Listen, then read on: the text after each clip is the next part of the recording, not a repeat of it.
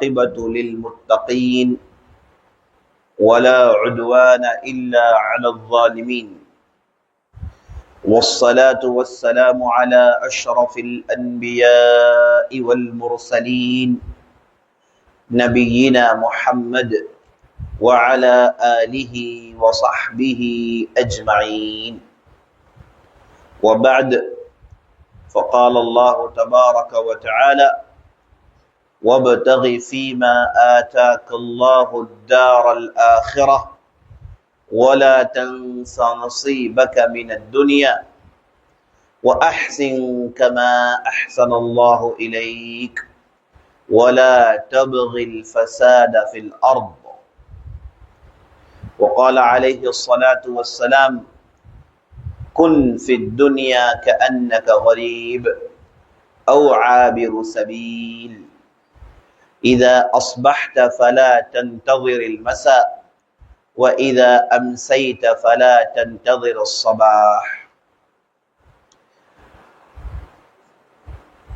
تمام قسم کی ستائشیں و تعریفیں اللہ رب العالمین کے لیے ہے، جو ہمارا اور آپ کا رب ہے، جس نے آسمان زمین بنایا، اس خوبصورت زمین کا خالق، انسانوں کا مالک، سارے معاملات کا مدبر۔ لاکھوں کروڑوں درود و سلام ہو ہمارے اور آپ کے پیارے نبی محمد الرسول اللہ صلی اللہ علیہ وسلم پر، اور آپ کے سچے صحابہ پر اور تابعین پر جو آپ کی اتباع کرتے ہیں، اور یہ سلسلہ قیامت تک جاری رہے، آمین یا رب العالمین۔ یہ بڑی خوشی کی بات ہے کہ ہم اور آپ دین کی بات سننے کے لیے ایک مبارک مسجد میں جمع ہوئے ہیں۔ ماؤں بہنوں، عزیز ساتھیوں، بزرگوں، یہ ایسا کام ہے جسے اللہ سبحانہ و تعالی بہت پسند کرتے ہیں، کہ آپ دین کی بات سننے کے لیے، دین سیکھنے کے لیے، اللہ اور اللہ کے رسول کی باتیں جاننے کے لیے ایک اللہ کے گھر میں جمع ہو۔ کیا آپ حضرات کو معلوم ہے کہ ایسے جمع ہونے کا کیا اجر ہے؟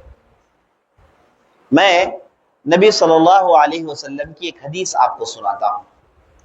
آپ صلی اللہ علیہ وسلم ارشاد فرماتے ہیں مجتمع قوم فی بیت من بیوت اللہ یتدارسون بینہم القرآن، اگر کوئی لوگ اللہ کے گھر میں جمع ہو کر بیٹھتے ہیں، جیسے ماشاءاللہ آپ لوگ جمع ہوئے ہیں، عورتیں جمع ہوئی ہیں، بچے جمع ہوئے ہیں، کس لیے جمع ہوئے؟ اللہ کی کتاب یعنی قرآن کی تعلیم حاصل کرنے کے لیے، قرآن کی باتیں جاننے کے لیے، پیارے نبی محمد رسول اللہ صلی اللہ علیہ وسلم کی باتیں جاننے کے لیے اگر مسجد میں جمع ہوتے ہیں تو پتہ ہوتا کیا ہے؟ اللہ اکبر۔ نبی صلی اللہ علیہ وسلم کہتے ہیں الا نزلت علیہم السکینہ وحفتہم الملائکہ وذکرہم اللہ فی من عندہ، اگر جمع ہو جائیں تو ایسی مجلس میں اللہ اپنی رحمت نازل کرتا ہے، اللہ اپنی رحمت نازل کرتا ہے، برکت نازل کرتا ہے، مجلس والوں پر چین و سکون نازل ہوتا ہے۔ اگر آپ چاہتے ہیں کہ آپ کی دعا قبول ہو، اگر آپ چاہتے ہیں کہ آپ کی پریشانی دور ہو، اگر آپ چاہتے ہیں کہ آپ کے گھر کے مسائل حل ہو، اگر آپ چاہتے ہیں کہ آپ کی بیماری چلی جائے، اگر آپ چاہتے ہیں کہ آپ کو چین و سکون کی زندگی ملے، یاد رکھ لے اس کے لیے ایسی مجلس حل ہے۔ ایسی مجلس میں آنا، دل ہی دل میں دعا کرنا، قبول ہونے کا بہت بڑا امکان ہے۔ دل میں آپ نے دل میں کہا ہے اللہ میں اس مسجد میں آئی ہوں، میں اس مسجد میں آیا ہوں، اے اللہ تیری دین کی باتیں سننے کے لیے، اے اللہ اس عمل کے بدولت میرے گناہوں کو معاف کر، میری پریشانی کو دور کر، میری بیماری کو دور کر، میرے دوسرے مسائل کو دور کر، چین و نصیب عطا کر۔ یاد رکھ لیں آپ کی دعا انشاءاللہ 100% قبول۔ کیوں قبول ہوگی؟ کیونکہ اس مجلس میں اللہ کی رحمت نازل ہوتی ہے۔ جس مجلس میں اللہ کی رحمت نازل ہو تو اس مجلس والوں پر اللہ اپنا رحم و کرم ڈالتا ہے، اللہ اس مجلس والوں سے خوش ہوتا ہے، اس مجلس میں بیٹھنے والے ان سے اللہ راضی ہوتا ہے، تو کیوں نہیں ان کی دعا قبول کرے گا؟ 100% دعا قبول ہوتی ہے۔ تو آپ اس مجلس میں اگر کوئی چیز دل ہی دل میں مانگنا چاہتے ہیں تو مانگیے، ضرور قبول ہوگی، کیونکہ یہ مجلس رحمت ہے۔ پہلا نقطہ۔ دوسرا نقطہ، حفتہم الملائکہ، اللہ سبحانہ و تعالیٰ کے کئی فرشتے ہیں، ان گنت فرشتے ہیں، انسانوں کی تعداد کچھ بھی نہیں۔ یہ انسان جن کے نمبرز اس زمین میں 800 کروڑ کے ہیں، ان کی تعداد فرشتوں کے سامنے کچھ بھی نہیں۔ اللہ قرآن میں کہتا ہے وَلِلَّهِ جُنُودُ السَّمَاوَاتِ وَالْأَرْضِ، اللہ کے لیے آسمان زمین کی لشکریں ہیں، آسمان زمین کے آرمیز ہیں۔ اللہ کی مخلوقات کی تعداد اللہ کے علاوہ کوئی اور نہیں جانتا۔ ہم انسان کچھ ہے ہی نہیں اس زمین میں، یہ جو انسان جو زیادہ نظر آتے ہیں یہ کچھ ہے ہی نہیں صاحب۔ یہ جو پوری زمین ہے اس میں 70% پانی ہے، 70% پانی ہے، اور بقیہ جو 30% ہے اس میں سے انسان نے زمین کو جو آکوپائی کیا ہے وہ 5 سے 10% ہے، بقیہ 20% زمین خالی ہے۔ اس لیے کہتے ہیں کہ زمین میں چونٹیوں کا وزن انسانوں سے زیادہ ہے۔ زمین میں چونٹی جتنے ہیں انہیں ترازو میں ایک طرف رکھ لیجئے، انسانوں کی طرف رکھ لیجئے، چونٹیاں زیادہ وزندار ہیں، انسانوں کی کچھ تعداد ہے ہی نہیں۔ اللہ کی لشکر، اللہ کی جو آرمی ہے جن میں اللہ کے فرشتے ہوتے ہیں، ان کی بہت بڑی تعداد ہے۔ ایک مثال آپ کو دوں گا، یہ جو بارش جب پڑتی ہے نا اس میں سے بوند جو گرتے ہیں، یہ جو پانی کا ٹپکا جو گرتا ہے، ہر ٹپکے کے ساتھ ایک فرشتہ نازل ہوتا ہے، ہر ٹپکے کے ساتھ فرشتہ نازل ہوتا ہے۔ تو اب اندازہ لگا لیجیے چھوٹی سی بھی بارش پڑے تو کتنے ٹپکے گرتے ہیں، تو جتنی بارش ہوتی ہے اتنے ٹپکے فرشتے لے کر اترتے ہیں۔ تو اب اندازہ لگائیے کہ اللہ کے فرشتوں کی کتنی بڑی تعداد ہوگی۔ اللہ اکبر۔ ان فرشتوں میں ایک فرشتے کا گروپ ہے، اللہ نے گروپ بنایا ہے فرشتوں کا۔ پتا ہے گروپ کا کام کیا ہے؟ فرشتوں کے مختلف ذمہ داریاں ہیں، ہے نا۔ کوئی فرشتہ ہے جو جان لیتا ہے، کوئی فرشتہ ہے بارش لاتا ہے، کوئی فرشتہ ہے پہاڑوں کا ذمہ دار ہے، کوئی فرشتہ ہے جنت کا ذمہ دار ہے، کوئی فرشتہ ہے جہنم کا ذمہ دار ہے، کوئی فرشتہ ہے سمندروں کا کنٹرول کرتا ہے۔ تو اللہ نے ان فرشتوں کو ذمہ داری دے رکھی ہے۔ اس میں سے یہ گروپ ہے، اللہ نے خاص ایک گروپ بنایا ہے۔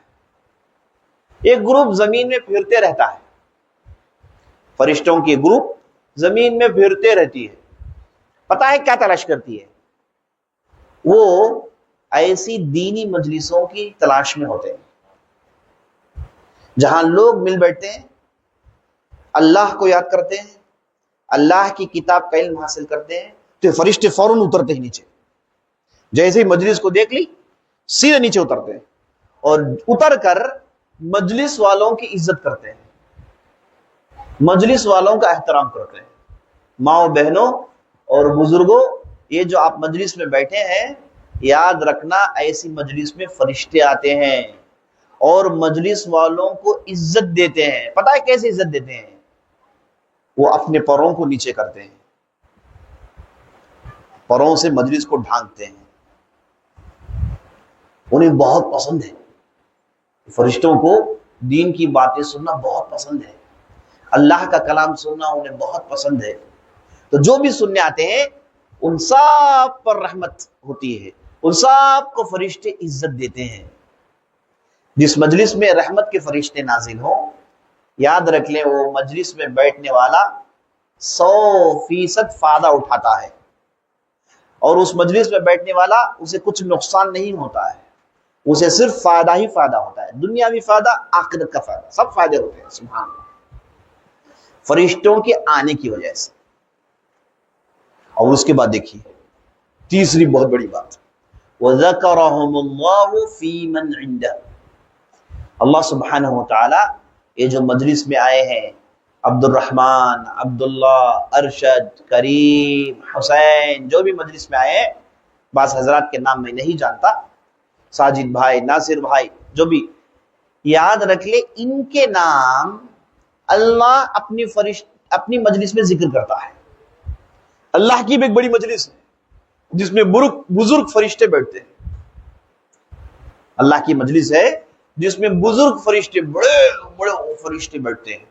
اللہ سبحانہ وتعالی اپنی مجلس میں، ایسی مجلس میں بیٹھنے والوں کا نام لیتا ہے، بس ہے ہمارے لیے۔ اس مجلس میں آپ کا نام آئے، اللہ اکبر، اس سے بڑی بات کیا ہے؟ اس سے بڑا کرم کیا ہے اللہ کا؟ وَذَكَرَهُمُ اللَّهُ فِي مَنْ عِنْدَهُ، اللہ سبحانہ وتعالی اپنی مجلس میں، ایسی مجلس میں آنے والوں کا ذکر کرتا ہے۔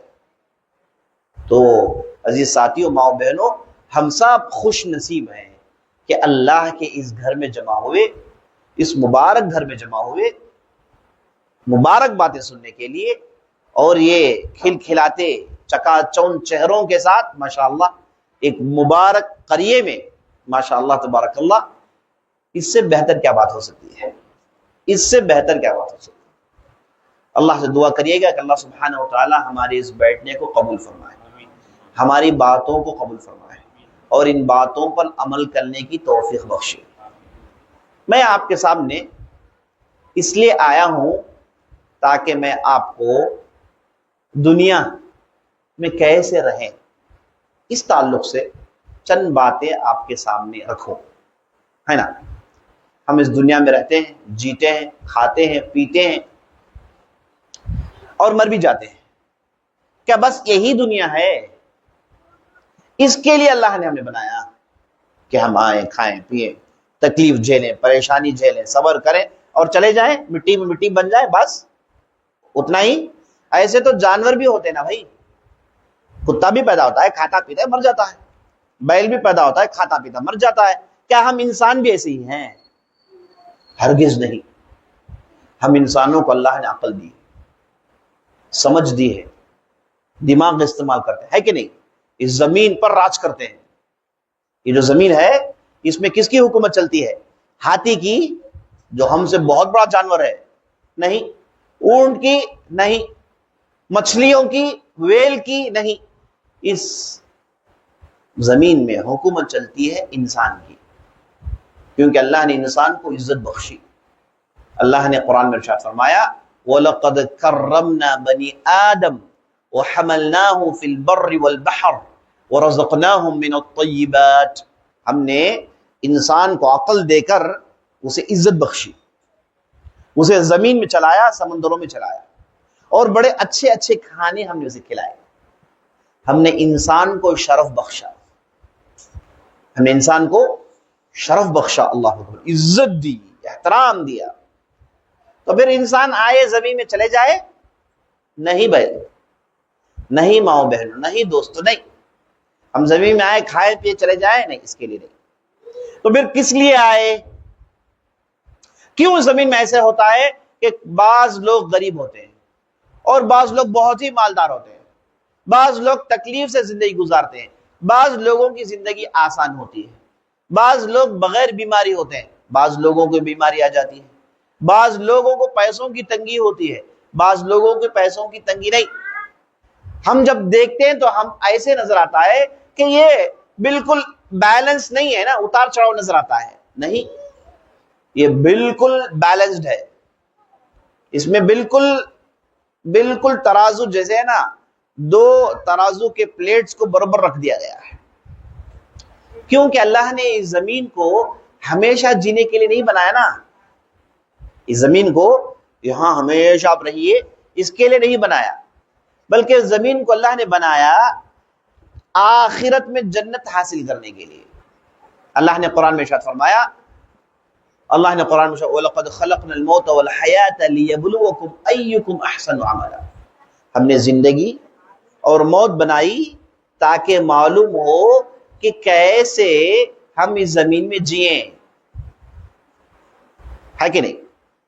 تو اس زمین میں اللہ نے ہمیں بنایا ہے صرف ایسے ہی جینے کے لیے نہیں، اللہ نے قرآن میں اس کا مقصد بیان کیا۔ غور سے سنیے، اللہ نے کہا وَمَا خَلَقْتُ الْجِنَّ وَالْإِنسَ إِلَّا لِيَعْبُدُونِ، ہم نے انسانوں کو بنایا ہماری عبادت کرنے کے لیے۔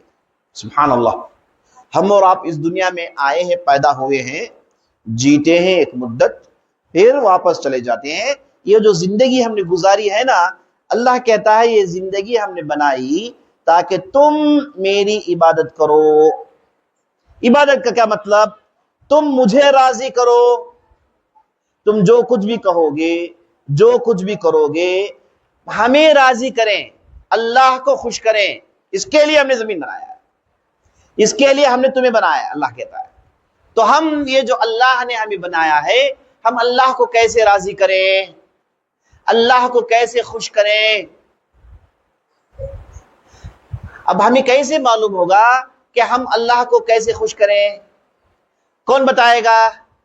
تو اللہ سبحانہ و تعالی اپنے رسول بھیجتا ہے۔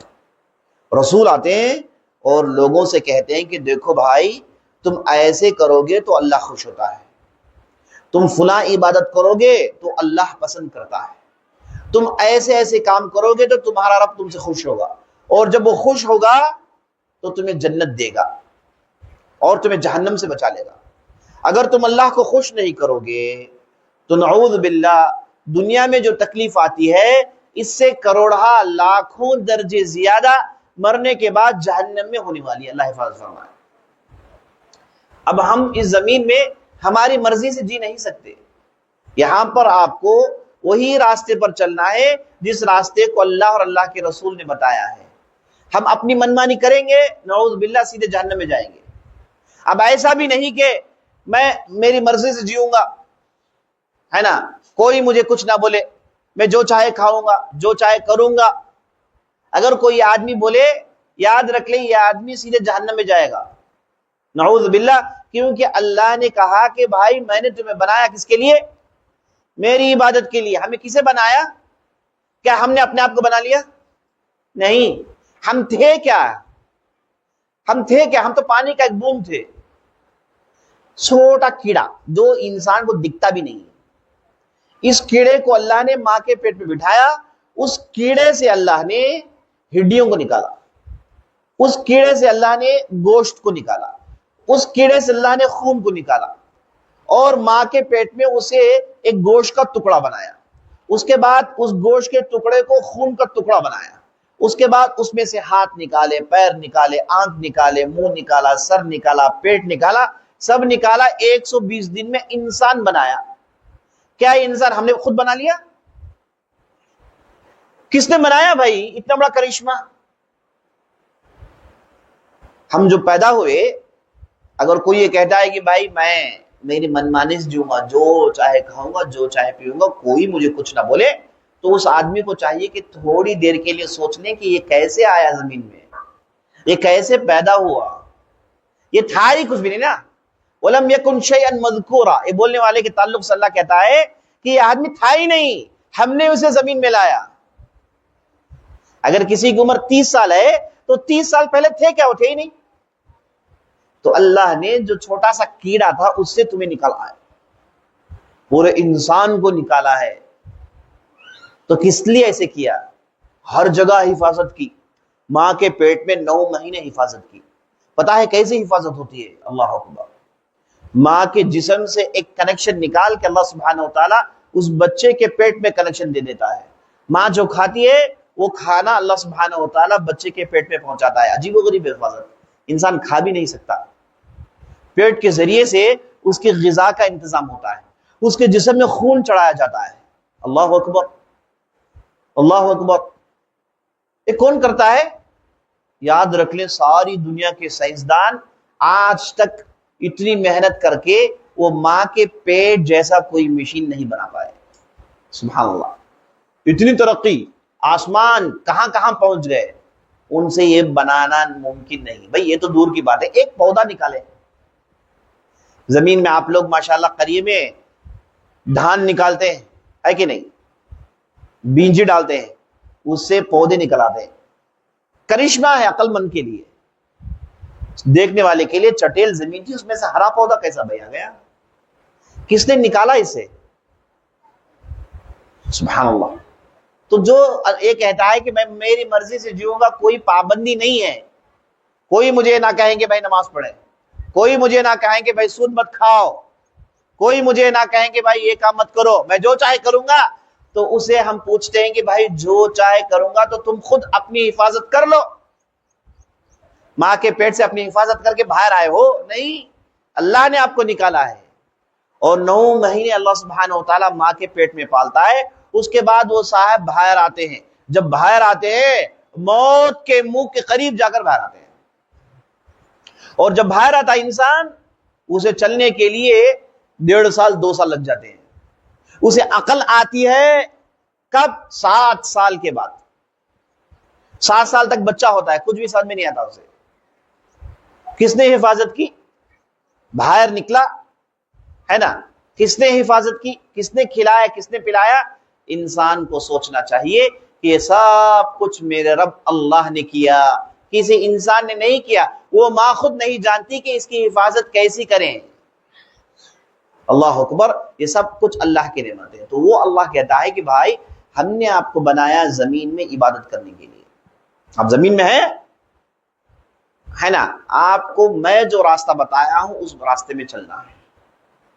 اور اللہ سبحانہ و تعالیٰ جو راستہ حلال کرتا ہے، یاد رکھ لیں اس میں انسان کے لیے خوشی ہے. اس میں انسان کے لیے خوشی ہے. جو راستہ حرام ہے نا، اس میں اس کے لیے پورے کا پورا نقصان ہے، پورے کا پورا نقصان ہے. مثال کے طور پر دیکھ لیجئے شراب پینا. لوگ جاتے ہیں شراب پیتے ہیں تھوڑے دیر کے نشے کے لیے، اس کے بعد اسے اور مصیبت آتی ہے، اس کا دل اور تنگ ہو جاتا ہے. آدمی شراب پیتا ہے تو اس کا دماغ خراب ہو جاتا ہے، آدمی شراب پیتا ہے تو اس کا پیٹ خراب ہو جاتا ہے. نعوذ باللہ، آدمی اس حرام کام کو کرتا ہے، گھر والے اس کی عزت نہیں کرتے، کوئی نام سے پکارتا نہیں، کوئی عزت سے پکارتا نہیں، کہتا ہے پی خورا، پی خور آ گیا، پی خور آدمی ہے، عزت نہیں کرتا. اچھا خاصا آدمی ہے، اس گندگی کو پیتا ہے، جانوروں کی طرح ہو جاتا ہے. دیکھیے اس لیے اسلام نے کہا کہ مت پیو شراب. پیو گے تو نقصان تمہارے لیے ہے، دماغ خراب، طبیعت خراب، پیٹ خراب، بے عزتی. اور کیا چاہیے انسان کو؟ اس سے بدتر زندگی کیا ہے؟ اس سے زیادہ عزت تو کتے کو مل جاتی ہے نا. تو اسلام نے شراب کو حرام قرار دیا تو اس میں انسان کے لیے فائدہ ہے. اسلام نے کہا کہ بھائی سود مت کھاؤ. وڈی کیا کہتے ہیں تیلگو میں؟ ہاں، وڈی مت کھاؤ. کیوں اسلام کہتا ہے؟ وہ اس لیے کہ جب آدمی وڈی کھانا شروع کرتا ہے وہ درندہ بن جاتا ہے. وہ کچھ محنت نہیں کرتا نا، صرف پیسوں پر پیسے بناتا ہے، وہ پیسوں کا بندہ بن جاتا ہے. اسے کسی بھی حالت میں پیسے چاہیے، لالچ اس کے اندر آ جاتی ہے. وہ ایک چلتا پھرتا انسان ہے لیکن درندے صفت بن جاتا ہے اور غریبوں کا خون چوستا ہے نا. اس لیے اسلام نے کہا کہ نہیں، آپ قرض دو، مدد کرو، نہیں وڈی نہیں چلے گا، سود نہیں. حرام کیا تو فائدہ کس کے لیے؟ سب انسانوں کے لیے. تو اسلام جو راستہ بتاتا ہے اس میں انسان کی دماغ کی حفاظت، اس کے جسم کی حفاظت، اس کی روح کی حفاظت، اس کی زبان کی حفاظت، اس کے آنے والی نسل کی حفاظت ہوتی ہے. اور شیطان ان چیزوں کو چمکا کر دکھاتا ہے. پتہ ہے کیوں؟ کیونکہ وہ چاہتا ہے کہ آپ برباد ہو جائیں، آدم کی اولاد ذلیل و خوار ہو کے مر جائے.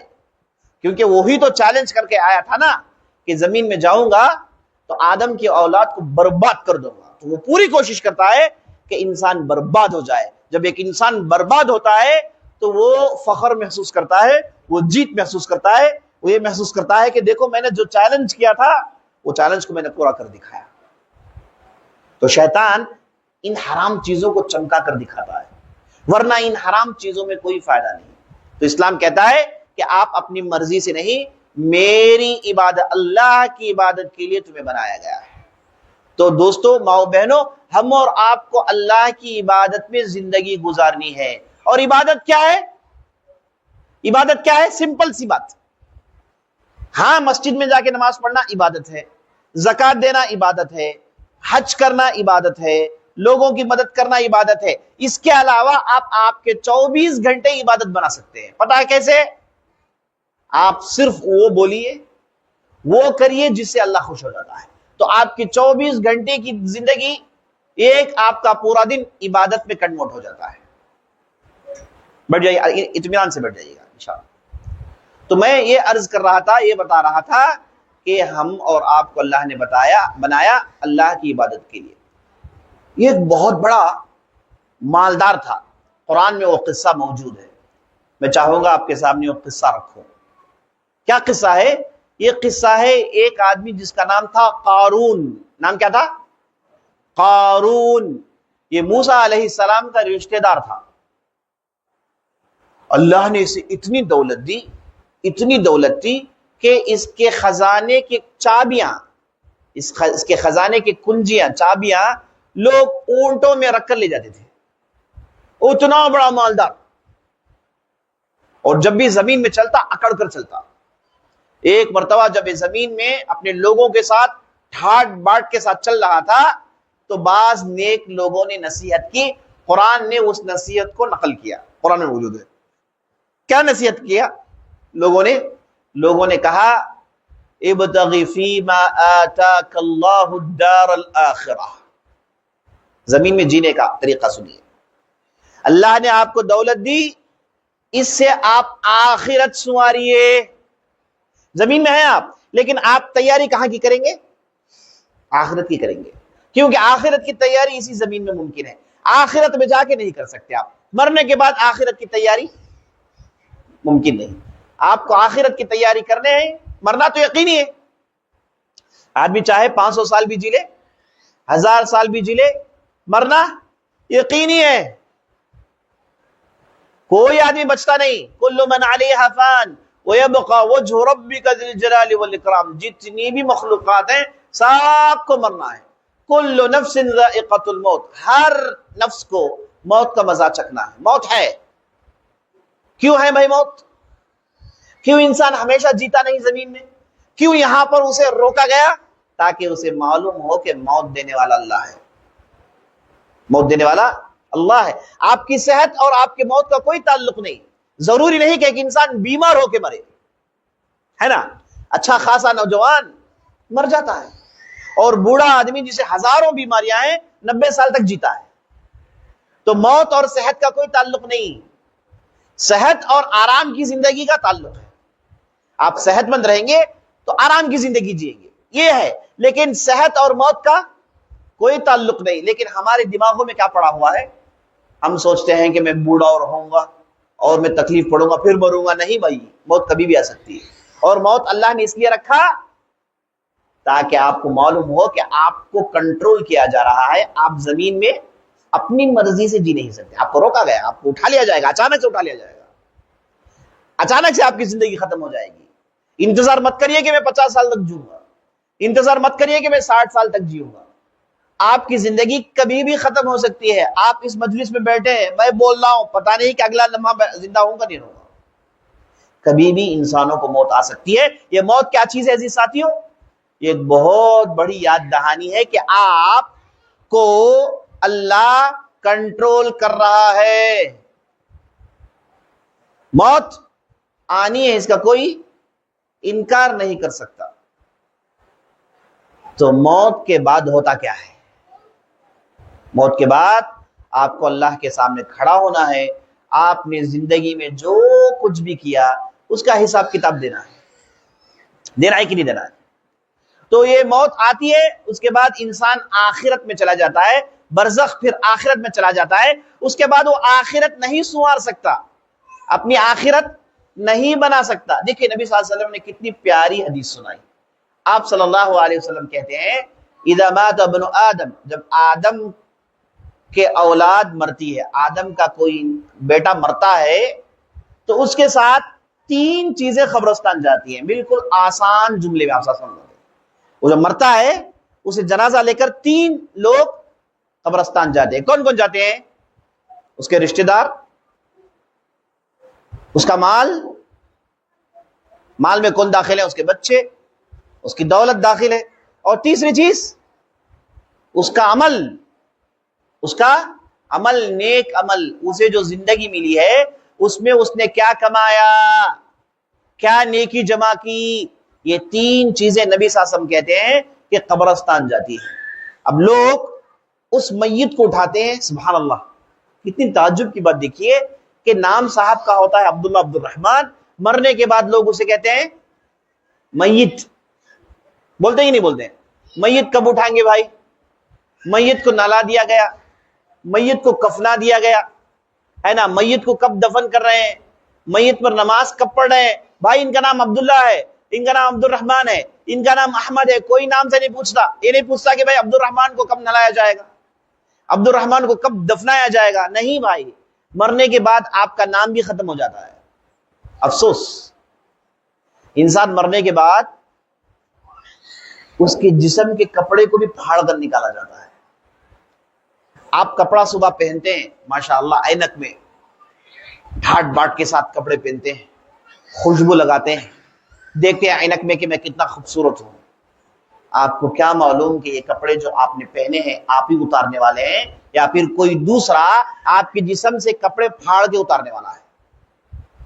مرنے کے بعد جسم سے کپڑے اتارتے نہیں عزیز ساتھیوں، کپڑے پھاڑتے ہیں، پھاڑ کے کپڑا نکالتے ہیں.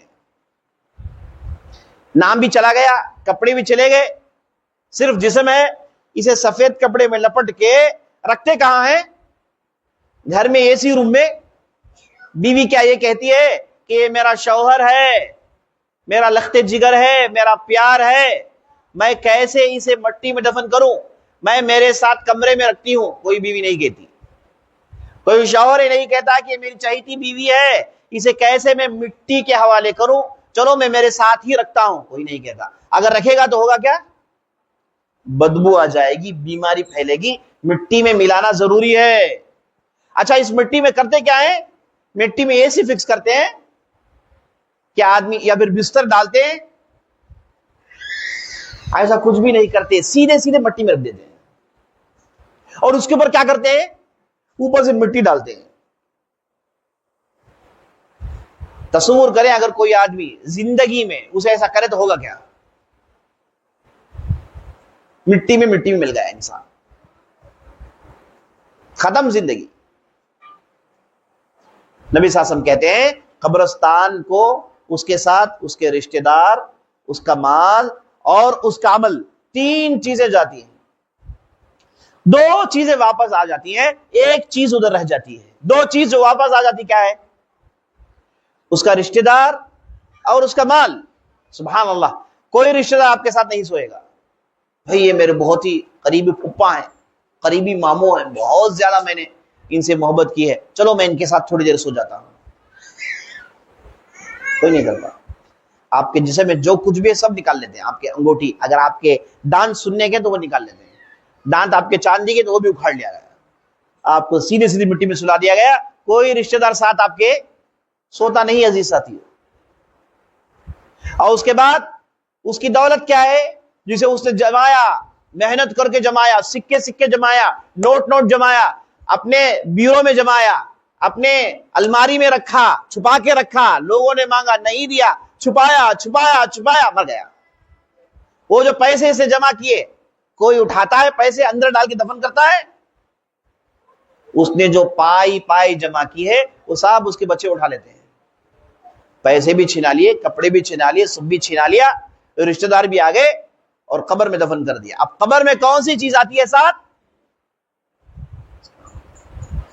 اس نے اس کی زندگی میں اللہ کی کیسے عبادت کی، کیا اس نے ڈھنگ سے نمازیں پڑھی، کیا اس نے اللہ کے لیے زکوٰۃ ادا کی، کیا اس نے لوگوں کے ساتھ اچھا سلوک کیا، کیا اس نے اپنی زبان کو قابو کیا، اپنی شرمگاہ کو قابو میں رکھا.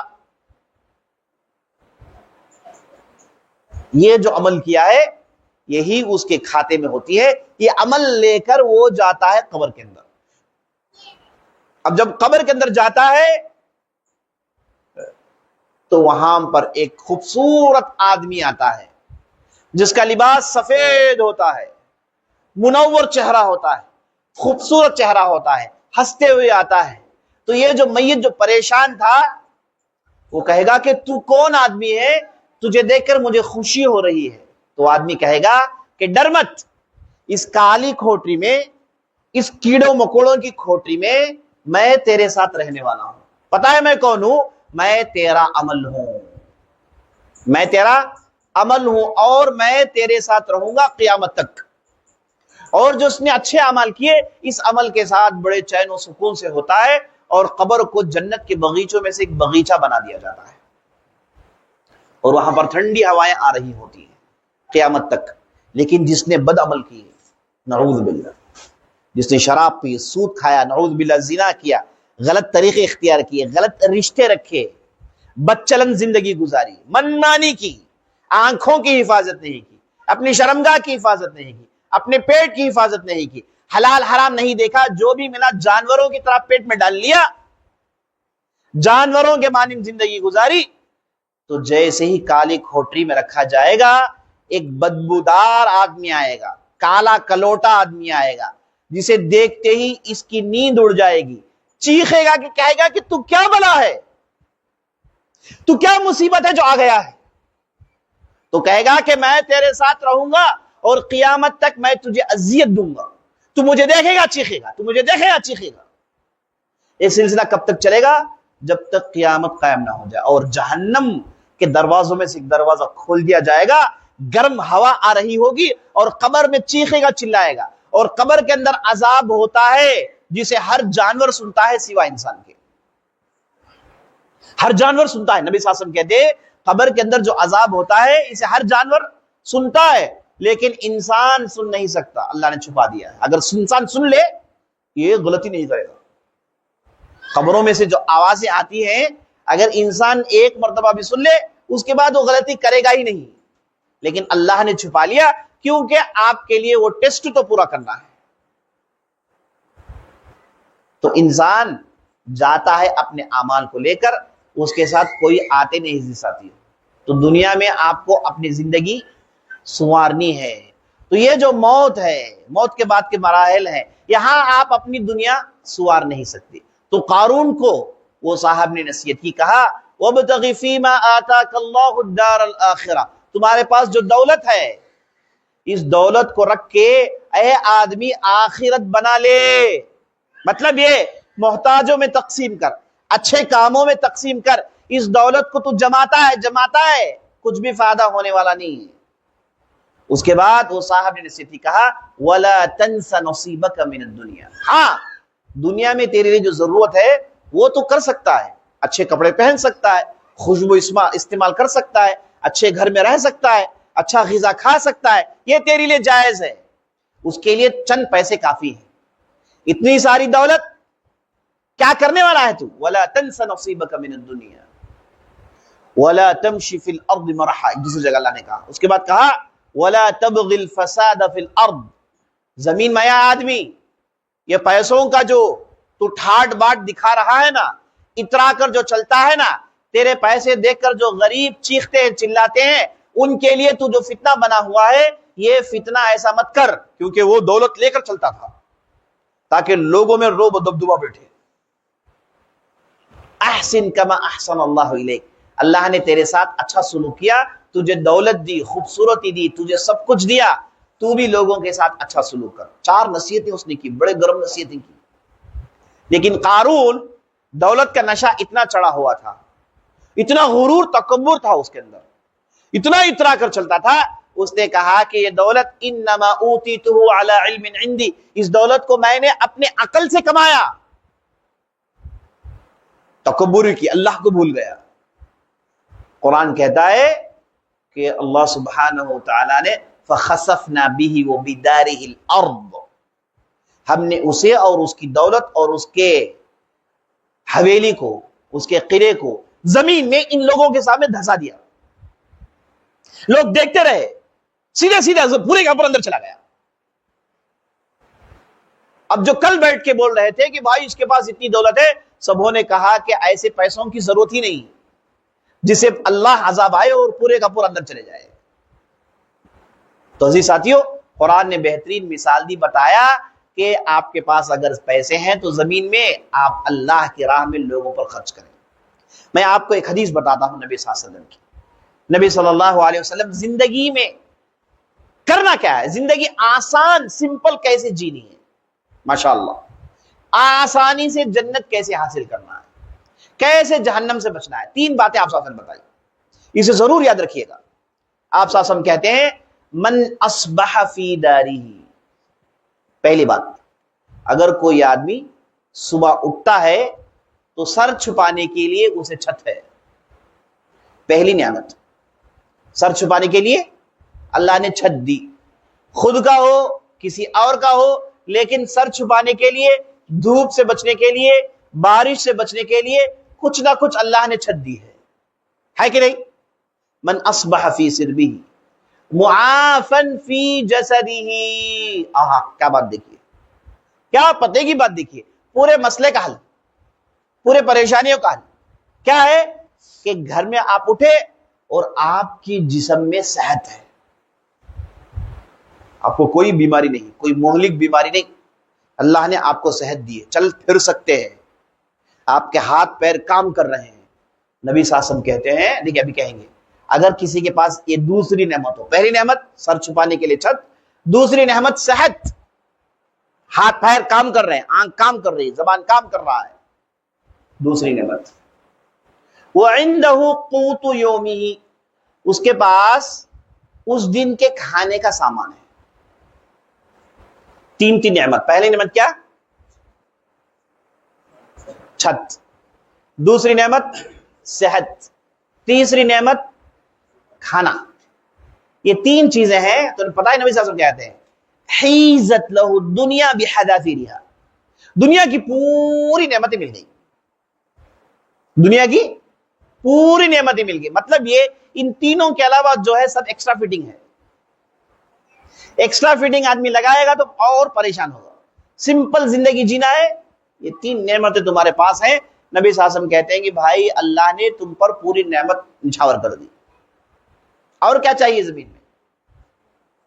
ہمارے اور آپ کے نبی محمد رسول اللہ صلی اللہ علیہ وسلم, جنہیں اللہ نے بھیجا تاکہ ہم انہیں دیکھ کر اپنی زندگی گزاریں, ہے کہ نہیں. ان کی زندگی کیسی تھی, ایک مثال سن لیجئے گا, ابھی وقت ہے ہمارے پاس, ابھی ایک مثال میں میری بات ختم کرنا, آپ سے زیادہ وقت نہیں لوں گا. ہمارے اور آپ کے نبی محمد رسول اللہ صلی اللہ علیہ وسلم کون تھے؟ دنیا میں ان سے بہتر کوئی انسان تھا ہی نہیں. دنیا کا سب سے عظیم, سب سے بہتر, سب سے اعلیٰ انسان, ان سے بڑا کوئی تھا ہی نہیں, ان سے بہتر تھا ہی نہیں, ان سے زیادہ اللہ سے ڈرنے والا نہیں, ان سے زیادہ دنیا کو جاننے والا نہیں, ان سے زیادہ سمجھدار نہیں. یہ تھے ہمارے اور آپ کے نبی محمد رسول اللہ صلی اللہ علیہ وسلم. ایک مرتبہ آپ صلی اللہ علیہ وسلم اپنے گھر چھوڑ کر ایک مسجد کے بالا خانے میں چلے گئے اور وہاں پر تقریباً 1 مہینے کے لیے رہے. 1 مہینے کے لیے رہے اور آپ صلی اللہ علیہ وسلم نے کہہ دیا کوئی مجھے ملنے نہیں آئے گا. آپ صلی اللہ علیہ وسلم نے حکم لگا دیا. جیسے ہی یہ خبر صحابہ کو پہنچی, ایک غلط افواہ پھیل گئی کہ نبی صلی اللہ علیہ وسلم نے اپنی بیویوں کو طلاق دے دی, اب وہ اکیلے بالا خانے میں رہ رہے ہیں. مسجد کے اوپر ایک روم ہے, اسے بالا خانہ کہتے ہیں. اب وہ بالا خانے میں رہ رہے, اب سب بیویوں کو طلاق دے دی. غلط بات لوگوں میں پھیل گئی ہے نا. غلط بات پھیلانے میں ہمارے لوگ کیا ہے, وہ بڑے تیز ہیں. اچھی بات سوچ سمجھ کے پھیلائیں گے, غلط بات امیڈیٹ ہے نا. آپ کو معلوم ہو کیا ہوا, کیا بھائی ہوا, یہ ہوا.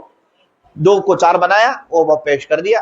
وہ 4 کو 8 بنائے, وہ 8 کو 16 بنائے, وہ 16 کو 32 بنا دیا. پر اڑا تو ادھر کیا بتا دیا, پرندہ اڑا. ایک دانہ گرا تو کہہ دیا گیا کہ ایک بہت بڑا آسمان کا ٹکڑا گر گیا. ایسے ہی تو ہوتا ہے نا, لوگوں میں افواہ پھیل گئی کہ نبی صلی اللہ علیہ وسلم نے اپنے گھر والوں کو طلاق دے دی، اب وہ اکیلے رہنے لگے۔ اب عمر بن خطاب رضی اللہ عنہ کو پریشانی ہوئی کیونکہ ان کی بیٹی نبی صلی اللہ علیہ وسلم کی بیوی ہے جن کا نام تھا حفصہ رضی اللہ عنہا۔ تو عمر بن خطاب بے قرار ہوئے رضی اللہ عنہ، دوڑ کر آئے نبی صلی اللہ علیہ وسلم سے ملنے، اور دروازے کے باہر کھڑے تھے بلال رضی اللہ عنہ۔ انہوں نے کہا کہ نبی صلی اللہ علیہ وسلم سے ملنے کی اجازت نہیں۔ تو عمر بن خطاب نے کہا کہ اے بلال جا کر کہو کہ عمر آئے۔ تو بلال اندر آئے، آ کر کہا اللہ کے رسول عمر بن خطاب ملنے آئے۔ تو نبی صلی اللہ علیہ وسلم نے کہا کہ عمر ہے تو بھیج دو۔ تو عمر رضی اللہ عنہ اندر داخل ہوئے، یہی آپ کو سننا ہے، غور سے سننا ہے۔ عمر رضی اللہ عنہ داخل ہوئے تو نبی صلی اللہ علیہ وسلم کی زندگی کو دیکھا۔ کمرے میں کچھ نہیں ہے، فرنیچر نہیں ہے، کرسی نہیں ہے، ایک حسیر ہے اور ایک تکیہ ہے جس میں کھجور کے پتے ڈال کر تکیہ بنایا گیا ہے، اور ایک پیالی رکھی ہوئی ہے جس میں آپ صلی اللہ علیہ وسلم پانی پیتے ہیں، اور ایک کنگھی رکھی ہوئی ہے، اور آپ صلی اللہ علیہ وسلم ابھی سے سو کر اٹھے ہیں۔ آپ صلی اللہ علیہ وسلم کے گال میں حسیر کی نشانیاں ہیں۔ نبی صلی اللہ علیہ وسلم کا پورا سرمایہ اتنا ہی، آپ صلی اللہ علیہ وسلم کے گال میں حسیر کی نشانی ہے۔ عمر بن خطاب نے چیخ کر کہا اللہ کے رسول، اے اللہ کے رسول، آپ سے بہتر کون ہے؟ یہ دیکھیے قیصر، کسریٰ، یہ بادشاہ لوگ جو آپ سے بہتر نہیں ہیں، کیسے کیسے ایوانے میں رہتے ہیں، کیسے کیسے پیلیس میں رہتے ہیں، کیسے کیسے کپڑے پہنتے ہیں، اور کیسی ان کی زندگی ہے، کیا آرام سے رہتے ہیں، سونے کے پیالیاں استعمال کرتے ہیں، اور نرم ان کے بستر ہوتے ہیں، نرم ان کے تکیے ہوتے ہیں، جسم کو دھچکا بھی نہیں ہوتا، ہر آن لوگ خدمت کرنے کے لیے کھڑے ہیں۔ یہ لوگ آپ سے بہتر نہیں، اور آپ سے بہتر کوئی نہیں، آپ اللہ کے رسول ہیں، آخر الزمان، نبی آخر الزمان ہے، اور آپ کا عالم یہ کہ آپ کے گال میں چٹے ہیں اللہ کے رسول، آپ کچھ نہ کچھ اپنا خیال کریے۔ عمر رضی اللہ عنہ تڑپ اٹھے، اس لیے کہ نبی صلی اللہ علیہ وسلم کچھ بھی آرام نہیں لیتے۔ حالانکہ زمانہ کون سا ہے؟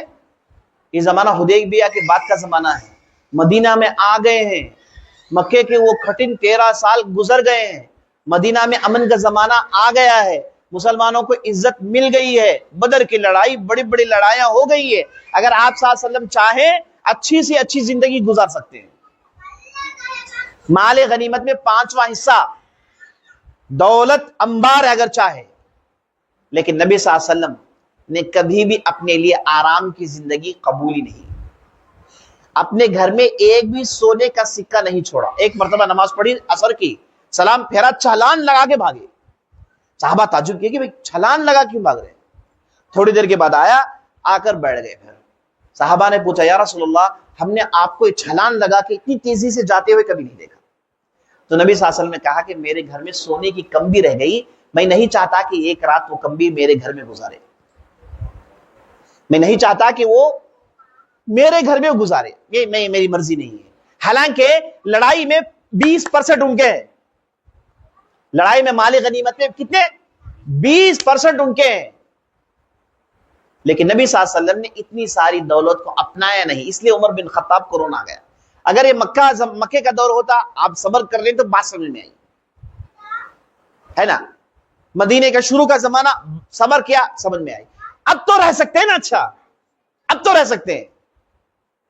تو عمر بن خطاب نے رو کر کہا اللہ کے رسول، آپ اپنا کچھ خیال کریے، آپ اپنے لیے کچھ تھوڑا آرام۔ تو نبی صلی اللہ علیہ وسلم نے پتا ہے کیا کہا؟ نبی صلی اللہ علیہ وسلم نے کہا کہ اے عمر، کیا تجھے اس چیز سے رضامندی ہے کہ وہ لوگ دنیا لے جائیں اور ہم اللہ کے پاس آخرت حاصل کر لیں؟ کیا کہا؟ انہیں دنیا میں لینے دو، ٹھیک ہے دنیا اٹھا لینے دو، ہمیں تو اللہ نے آخرت دی ہے، ہم آخرت کو بچا لے سکتے ہیں۔ اے عمر، کیا تجھے نہیں چاہیے؟ ہم تو اس کی تیاری کر رہے ہیں۔ یہ بات کون کہہ رہے ہیں؟ محمد رسول اللہ صلی اللہ علیہ وسلم، جن کے اگلے پچھلے پورے گناہ معاف، اگلے پچھلے پورے گناہ معاف۔ ان کا یہ عالم ہے، کہتے ہیں کہ بھائی ہمیں یہ زندگی، ہم اس سے راضی ہیں، اور ان کی دعا بھی ہے اللہم احشرنی مع المساکین، اے اللہ قیامت کے دن جب اٹھائے تو مسکینوں کے ساتھ میرا شمار کرنا۔ پتہ ہے کیوں؟ اس لیے کہ مسکین غریب لوگ جنت میں پہلے جائیں گے، جنت میں ان کا حق ہے۔ بعض روایتوں میں آتا ہے، بعض اہل علم نے کہا ہے کہ غریبوں کے 500 سال کے بعد مالدار جنت میں جائیں گے، اور نبی صلی اللہ علیہ وسلم یہ نہیں چاہتے ہیں کہ وہ یہ کریں۔